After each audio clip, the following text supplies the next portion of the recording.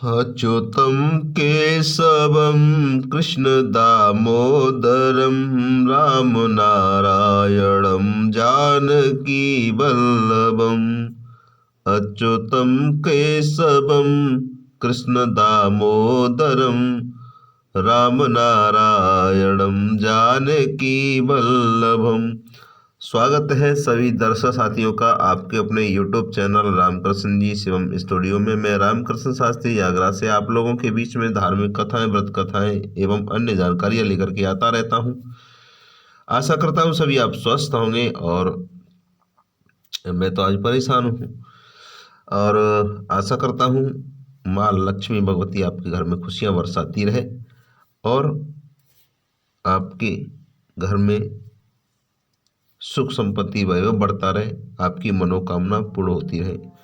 चलिए बात करते हैं माघ मास में स्नान का बहुत ही महत्व है और आज माघ मास कथा का अध्याय 25वां।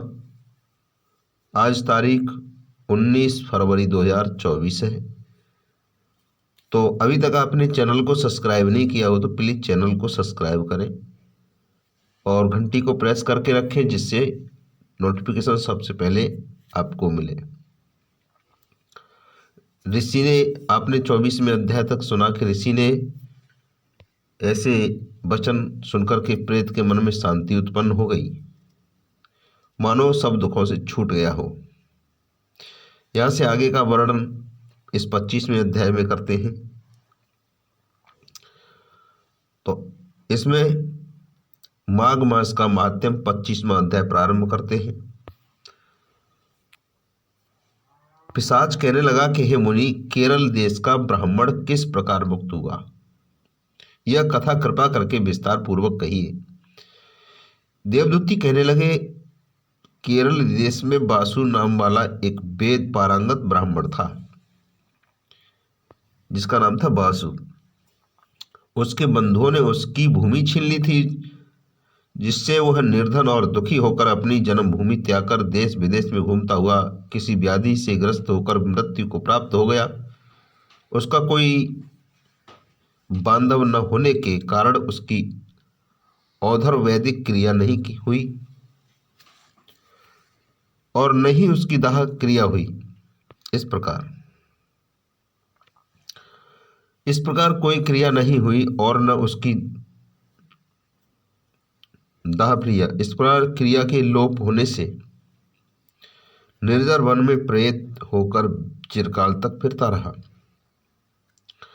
शीत ताप भूख प्यास के दुख से हाहाकार करता हुआ वह नंगे शरीर रोता फिरता, परंतु उसको कहीं सदगति नहीं दिखाई देती थी। सर्वात दान देने से वह अपने कर्म फल को भोगता था। जो लोग अग्नि में आहुतियां नहीं देते थे, भगवान का पूजन नहीं करते थे, वे आत्म विद्या का अभ्यास नहीं करते थे, अच्छे तीर्थों में विमुख रहते थे। जो लोग दुखी लोगों को स्वर्ण वस्त्र तांबूल रत्न फल जल नहीं देते थे तथा छल कपट से जीविका प्राप्त करने वाले, दूसरों तथा स्त्रियों का धन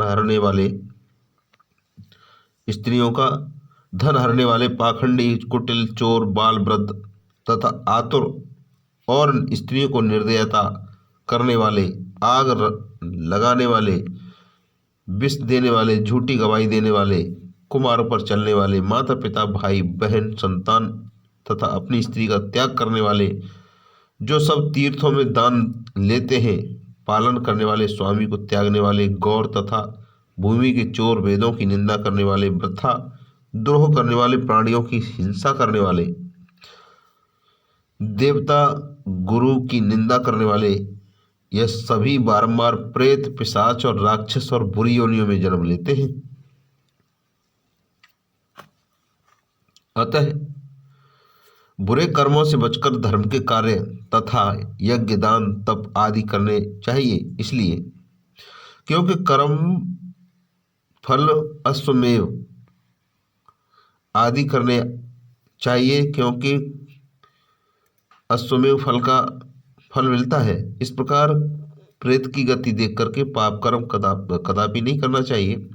ब्राह्मण कहने लगा, इस प्रकार उस केरल ब्राह्मण ने उस पर्वत पर अधिक समय व्यतीत करके एक मार्ग में एक पथिक को देखा जो दो गगरियों से त्रिवेणी का जल लिए हुए था। आनंदपूर्ण भगवान के चरित्र का गान कर रहा था। प्रेत ने उसका मार्ग रोक करके कहा कि तुम डरो मत, इस गगरी का जल मुझको पिलाओ, नहीं तो मैं तुम्हारे प्राण ले लूंगा। देवदूती कहने लगा कि दुखी, दुर्लभ, नंगे, मुरझाए हुए तुम कौन हो? पैरों से पृथ्वी को स्पर्श न करके चलते हो। लोमस ऋषि बोले, प्रेत यह वचन सुनकर कहने लगा कि मेरे ऐसा होने का कारण सुनो। मैंने कभी ब्राह्मणों को दान नहीं दिया, अत्यंत लोभी, क्रियाहीन, दूसरे के अन्न से पलने वाला था। मैंने कभी किसी को भिक्षा नहीं दी, न दूसरे के दुख में से दुखी हुआ। प्यासे प्राणियों को मैंने कभी जल नहीं पिलाया। मैंने कभी छाता, जूता दान आदि नहीं किया। किसी को मैंने जल पान का पात्र नहीं दिया, पान या औषधि किसी को नहीं दी। न मैंने अपने घर में कभी किसी अतिथि को ठहराया, उसका सत्कार किया। अंधे, वृद्ध, अनाथ और दीनों को मैंने कभी अन्न से संतुष्ट नहीं किया, और न मैंने किसी रोगी को मुक्त किया, न कभी ब्राह्मणों को दान दिया, न कभी अग्नि में हवन किया, न बैसाख आदि मासों में किसी को ठंडा जल पिलाया, न किसी को मैंने बड़े या पीपल का कोई वृक्ष लगाया, न किसी प्राणी को बंधन से छुड़ाया, मुक्त किया। कभी कोई व्रत करके शरीर को नहीं सुखाया। इस कारण मेरा पूर्व जन्म इस बुरे कर्म कार्यों में ही व्यतीत हुआ। मेरे पूर्व जन्म के कर्मों से ही मेरी यह गति हुई। इस वन में व्याघ्र, भेड़िए से बचा हुआ मांस और जंतुओं के खाने से गिरे हुए फल, वृक्षों पर लगे हुए सुंदर फल, झरने का सुंदर जल सभी मिलते हैं, परंतु देव इच्छा से मैं कुछ नहीं खा सकता। सर्प की तरह केवल पवन भक्षण करके जीवन व्यतीत करता हूँ। बल, बुद्धि, मंत्र, पुरुषार्थ से लाभ, हानि, सुख, दुख, विवाह, मृत्यु, जीवन, भोग, रोग तथा वियोग के केवल भाग्य ही कारण है। कुरूप, मूर्ख, कुकर्मी, निंदित तथा पराक्रम से हीन पुरुष मनुष्य भी भाग्य से ही राज भोगते हैं। काले, लूले, लंगड़े, नीतिहीन, निर्गुण, नपुंसक भाग्य से ही राज प्राप्त करते हैं। पर्वत पर भी बलवान राक्षस पिशाच रहते हैं, जिनमें कभी कभी कोई कहीं कहीं वन में फिरते हुए अपने कर्मों के अनुसार अन्न जल प्राप्त करते हैं, परंतु आपको उनका भय नहीं होना चाहिए, क्योंकि धर्मात्मा पुरुषों की उनकी पवित्रता ही रक्षा करती है।